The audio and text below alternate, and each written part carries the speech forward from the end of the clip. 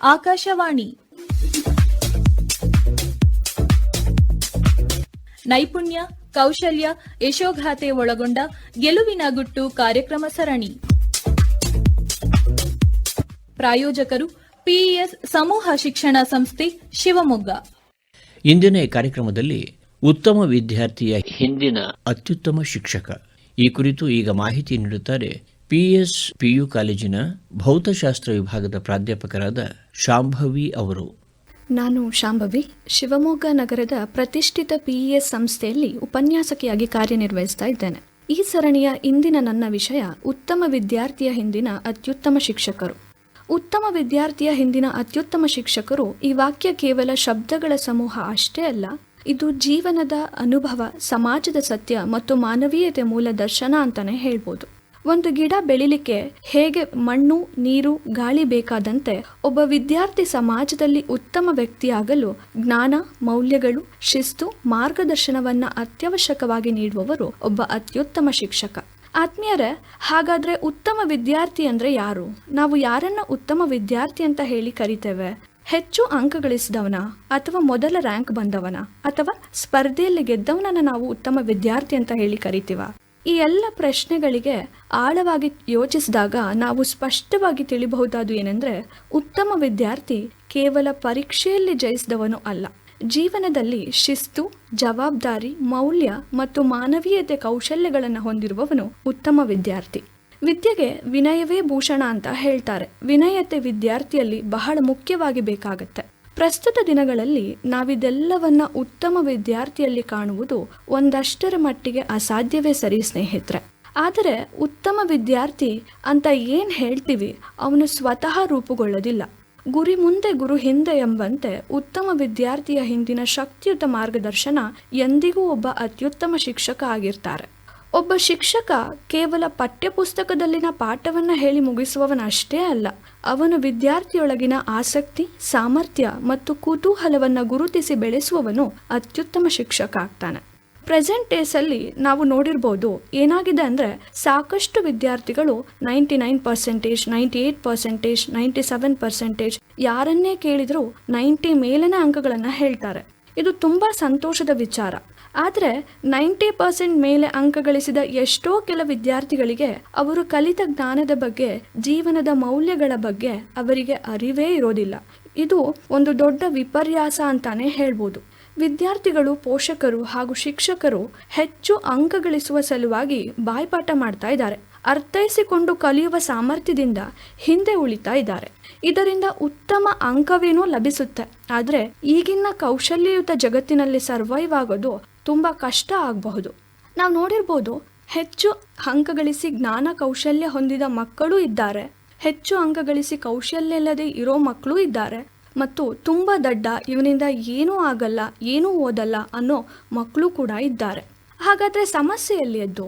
ಶಿಕ್ಷಕನ ಒಂದು ಪ್ರೋತ್ಸಾಹದ ಮಾತು, ಅವಕಾಶ, ಒಂದು ನಂಬಿಕೆ ವಿದ್ಯಾರ್ಥಿಯ ಜೀವನದ ದಿಕ್ಕನ್ನೇ ಬದಲಾಯಿಸಬಹುದು. ಅವನ ದೌರ್ಬಲ್ಯಗಳನ್ನ ಅರಿತು ಅವನಿಗೆ ಪ್ರೋತ್ಸಾಹಿಸಿದ್ದೇ ಆದರೆ ಉತ್ತಮ ಸಮಾಜದ ನಿರ್ಮಾಣ ಮಾಡುವ ಹಂತಕ್ಕೆ ಆ ವಿದ್ಯಾರ್ಥಿಯನ್ನ ವಿಸ್ತರಿಸಬಹುದು ಒಬ್ಬ ಅತ್ಯುತ್ತಮ ಶಿಕ್ಷಕ. ಇದಕ್ಕೆ ಸಂಬಂಧಪಟ್ಟ ಹಾಗೆ ಒಂದು ಉದಾಹರಣೆ ಹೇಳಕ್ಕೆ ಇಷ್ಟಪಡ್ತೇನೆ. ಬಹುಶಃ ನೀವೆಲ್ಲ ಕೇಳಿರ್ಬೋದು ಹೆಲೆನ್ ಕೆಲ್ಲರ್ ಎಂಬ ಹೆಸರನ್ನ ಕೇಳಿದಾಗ ನಮಗೆ ಮೊದಲು ನೆನಪಾಗೋದು ಅವರ ಅಸಾಧಾರಣ ಸಾಧನೆ. ಆದರೆ ಆ ಸಾಧನೆಯ ಹಿಂದಿರುವ ನೋವು, ಹೋರಾಟ ಮತ್ತು ಶಿಕ್ಷಕಿಯ ತ್ಯಾಗ ಸಾಕಷ್ಟಿದೆ ಸ್ನೇಹಿತರೆ. ಹೌದು, ಕಿವಿ ಕೇಳಿಸದ ಮತ್ತು ಮಾತನಾಡಲಾಗದ ಸ್ಥಿತಿಯಲ್ಲಿ ಚಿಕ್ಕ ವಯಸ್ಸಲ್ಲೇ ತನ್ನ ಎಲ್ಲ ಸಾಮಾನ್ಯ ಅನುಭವಗಳನ್ನು ಕಳೆದುಕೊಂಡವರು ಹೆಲೆನ್ ರವರು. ಅವರ ಜಗತ್ತು ಸಂಪೂರ್ಣ ಕತ್ತಲು ಮತ್ತು ಮೌನದಿಂದ ತುಂಬಿತ್ತು. ಅವರಿಗೆ ಭಾಷೆಯ ಅರಿವು ಸಹ ಇರಲಿಲ್ಲ, ಸಂವಹನದ ಮಾರ್ಗ ಇರಲಿಲ್ಲ. ಇವೆಲ್ಲದರ ಪರಿಣಾಮವಾಗಿ ಅವರು ಕೋಪಿಷ್ಠರಾಗಿ ಅಸಹನೀಯವಾಗಿ ವರ್ತಿಸುತ್ತಿದ್ರಂತೆ.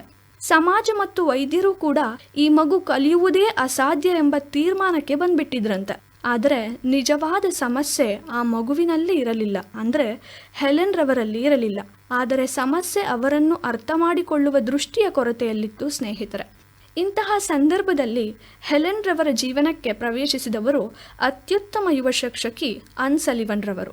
ಆನ್ ಸಲಿವನ್ ತಾವೇ ಅನೇಕ ಕಷ್ಟಗಳನ್ನು ಅನುಭವಿಸಿದವರು. ಬಾಲ್ಯದಲ್ಲಿ ಕಣ್ಣು ಸಮಸ್ಯೆಯಿಂದ ಬಳಲಿದ ಅವರು ನೋವು, ನಿರಾಕರಣೆ ಮತ್ತು ಹೋರಾಟವನ್ನು ಸಮೀಪದಿಂದ ಕಂಡಿದ್ರು. ಅದೇ ಅನುಭವ ಅವರಿಗೆ ಹೆಲೆನ್ ರವರನ್ನು ಕೇವಲ ಅಂಗವಿಕಲ ವಿದ್ಯಾರ್ಥಿನಿಯಾಗಿ ಅಲ್ಲ, ಅಪಾರ ಸಾಧ್ಯತೆ ಇರುವ ಮಗುವಾಗಿ ನೋಡಲು ಸಾಧ್ಯವಾಯಿತು.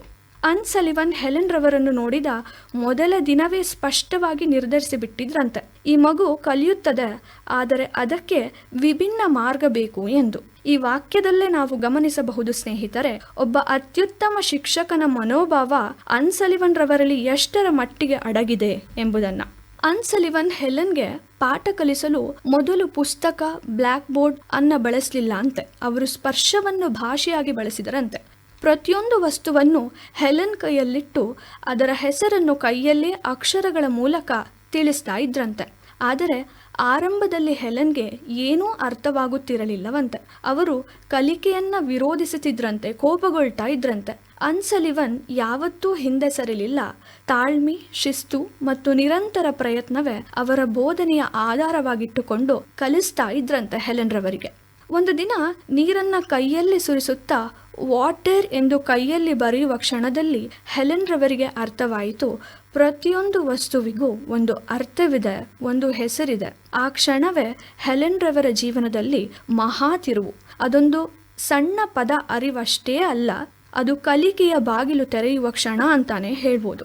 ಆ ಕ್ಷಣದ ನಂತರ ಹೆಲೆನ್ ಕಲಿಯುವ ವೇಗವೇ ಬದಲಾಗಿ ಅವರು ದಿನೇ ದಿನೇ ಹೊಸ ಪದಗಳನ್ನ ಕಲಿತರು, ಭಾಷೆಯನ್ನ ಅರಿತುಕೊಂಡರು. ಮುಂದೆ ಓದು, ಬರವಣಿಗೆ, ಚಿಂತನೆ ಎಲ್ಲದರಲ್ಲೂ ಅಪಾರ ಸಾಧನೆಯನ್ನ ಮಾಡಿದರು. ಅವರು ವಿಶ್ವವಿಖ್ಯಾತ ಲೇಖಕಿ, ಸಮಾಜ ಕಾರ್ಯಕರ್ತೆ ಮತ್ತು ಭಾಷಣಕಾರ್ತಿಯಾಗಿ ರೂಪುಗೊಂಡರು.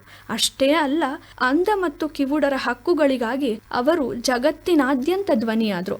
ಆದರೆ ಹೆಲೆನ್ ತನ್ನ ಪ್ರತಿಯೊಂದು ಯಶಸ್ಸಿನ ಹಿಂದೆ ಇದ್ದ ತನ್ನ ಶಿಕ್ಷಕಿಯನ್ನ ಮರೆಯಲಿಲ್ಲ. ಅವರು ಸ್ಪಷ್ಟವಾಗಿ ಹೇಳಿದರು, ನನ್ನ ಜೀವನದ ಬೆಳಕು ಅನ್ ಸಲಿವನ್ ಮೇಡಮ್.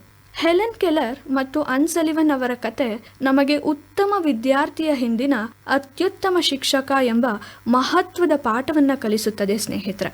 ವಿದ್ಯಾರ್ಥಿ ದಡ್ಡ ಇದ್ದಾನೆ, ಅವನಿಂದ ಏನೂ ಸಾಧ್ಯವಿಲ್ಲ, ಏನೂ ಓದಲ್ಲ ಅಂತೆಲ್ಲ ಹೇಳ್ತೇವೆ. ಅಷ್ಟೇ ಅಲ್ಲ, ಶಿಕ್ಷಕರು ಚರ್ಚೆ ಮಾಡುವಾಗ ಆ ಸ್ಟೂಡೆಂಟ್ ಇದ್ದಲ್ಲ, ನಿಮ್ಮ ಸಬ್ಜೆಕ್ಟಲ್ಲಿ ಹೇಗೆ ಓದ್ತಿದ್ದಾನೆ? ಒಬ್ಬ ಶಿಕ್ಷಕ ಇನ್ನೊಬ್ಬ ಶಿಕ್ಷಕರಿಗೆ ಕೇಳಿದಾಗ ಆ ಶಿಕ್ಷಕ ಹೇಳ್ತಾನೆ, ಅಯ್ಯೋ ಆ ಸ್ಟೂಡೆಂಟಾ ಶತದಡ್ಡ ಇದ್ದಾನೆ, ಓದುವುದೇ ಇಲ್ಲ ಅಂತೆಲ್ಲ ಹೇಳ್ತೇವೆ. ವಿದ್ಯಾರ್ಥಿಯ ದೌರ್ಬಲ್ಯವನ್ನ ನಾವು ಅರಿತು ಅವನಿಗೆ ಬೇಕಾದ ಅವನ ಸಾಮರ್ಥ್ಯಕ್ಕೆ ಅನುಗುಣವಾಗಿ ತಾಳ್ಮೆಯಿಂದ ಅವನ ಹಂತಕ್ಕೆ ಇಳಿದು ಅವನನ್ನು ಮಾರ್ಗದರ್ಶಿಸುವ ಕೌಶಲ್ಯವನ್ನ ಶಿಕ್ಷಕರು ಬೆಳೆಸ್ಕೊಳ್ಬೇಕು ಸ್ನೇಹಿತರೆ. ಪಾಠವನ್ನ ಸಿಲೆಬಸ್ ಅಲ್ಲಿ ಇದ್ದ ಹಾಗೆ ಮಾಡೋದಕ್ಕೂ ಡೈಲಿ ಲೈಫ್ ಎಕ್ಸಾಂಪಲ್ಸ್ಗಳ ಜೊತೆ ಕನೆಕ್ಟ್ ಮಾಡುವುದಕ್ಕೂ ಹೇಳೋದಕ್ಕೂ ತುಂಬಾ ವ್ಯತ್ಯಾಸ ಇರುತ್ತೆ. ಇದು ತರಗತಿಯಲ್ಲಿ ಪಾಠ ಹೇಳುವ ಶಿಕ್ಷಕನಿಗೆ ಅಷ್ಟೇ ಅಲ್ಲ, ಪೋಷಕರು ಕೂಡ ಹೇಳ್ತಾರೆ, ಅವನು ಕೇಳಿದ್ದೆಲ್ಲವನ್ನು ನಾನು ಕೊಟ್ಟಿದ್ದೇನೆ, ಆದರೂ ಸಮೇತ ಮಗ ಅಥವಾ ಮಗಳು ಓದೋದೇ ಇಲ್ಲ, ದಡ್ಡ ಇದ್ದಾನೆ ಅಂತೆಲ್ಲ ಹೇಳ್ತಾರೆ. ನನ್ನಿಂದ ಆಗಲ್ಲ, ನೀನು ದಡ್ಡ ಎಂದು ವಿದ್ಯಾರ್ಥಿಯ ಮುಂದೆ ಪೋಷಕರು ಎಲ್ಲಿವರೆಗೆ ಹೇಳ್ತೇವೆ ಅಲ್ಲಿವರೆಗೆ ಅದು ಅಸಾಧ್ಯವಾಗೇ ಉಳಿಯುತ್ತೆ ಹೊರತು ಎಂದಿಗೂ ಸಾಧ್ಯ ಆಗೋದಿಲ್ಲ. ಸ್ವಾಮಿ ವಿವೇಕಾನಂದರು ಒಂದು ಮಾತು ಹೇಳಿದ್ದಾರೆ, if you call a child foolish he will become a foolish. ಹೌದು, ಅವನು ದಡ್ಡಾನೇ ಆಗಿರ್ಬೋದು. ನಮ್ಮ ಅವರ ದಡ್ಡತನವನ್ನ ಹೀಗಳಿಲಿಕ್ಕೆ ವ್ಯರ್ಥ ಮಾಡದೆ ಎಲ್ಲ ಪೋಷಕರು ಮತ್ತು ಶಿಕ್ಷಕರು ತಾಳ್ಮೆಯಿಂದ ಅವರನ್ನು ನಿಭಾಯಿಸುವಲ್ಲಿ ದೊಡ್ಡತನವನ್ನ ಮೆರೆಯೋಣ ಆತ್ಮೀಯರೇ. ಶಿಕ್ಷಕನ ಕೆಲಸ ಕೇವಲ ತರಗತಿಯಲ್ಲಿ ಪಾಠ ಮಾಡಿ ಸಿಲೆಬಸ್ ಮುಗಿಸುವುದಷ್ಟೇ ಅಲ್ಲ. ಇಂದಿನ ವಿದ್ಯಾರ್ಥಿಗಳಲ್ಲಿ ಲ್ಯಾಕ್ ಆಫ್ ಡಿಸ್ಟ್ರಾಕ್ಷನ್ಸ್ ಇದೆ.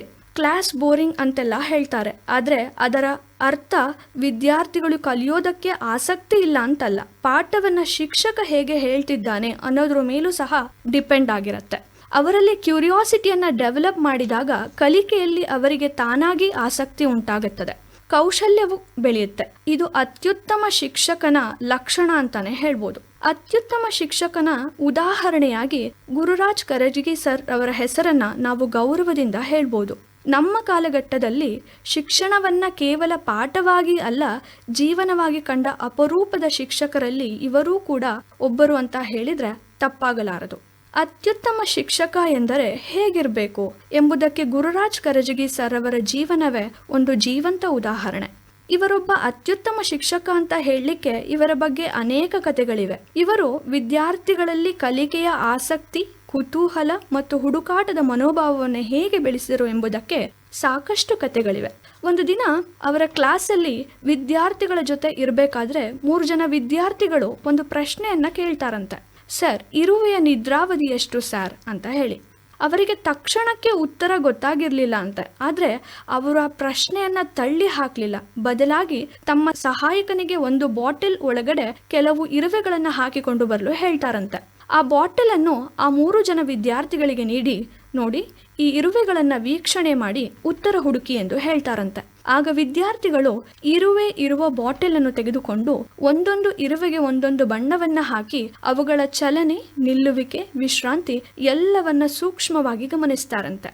ಸ್ವಲ್ಪ ಸಮಯದ ನಂತರ ಗುರುರಾಜ್ ಕರಜಗಿ ಸರ್ ರವರು ವಿದ್ಯಾರ್ಥಿಗಳಿಗೆ ಬಂದು ಕೇಳ್ತಾರಂತೆ, ನಿಮ್ಮ ವೀಕ್ಷಣೆ ಮುಗಿಯುವ ಹಂತದಲ್ಲಿ ಇದೆಯಾ ಅಂತ ಹೇಳಿ. ಸರ್, ವೀಕ್ಷಣೆಯನ್ನ ಮಾಡ್ತಾ ಇದ್ದೇವೆ, ಸ್ವಲ್ಪ ಸಮಯವನ್ನು ನೀಡಿ ಸರ್ ಅಂತ ಕೇಳ್ತಾರಂತೆ.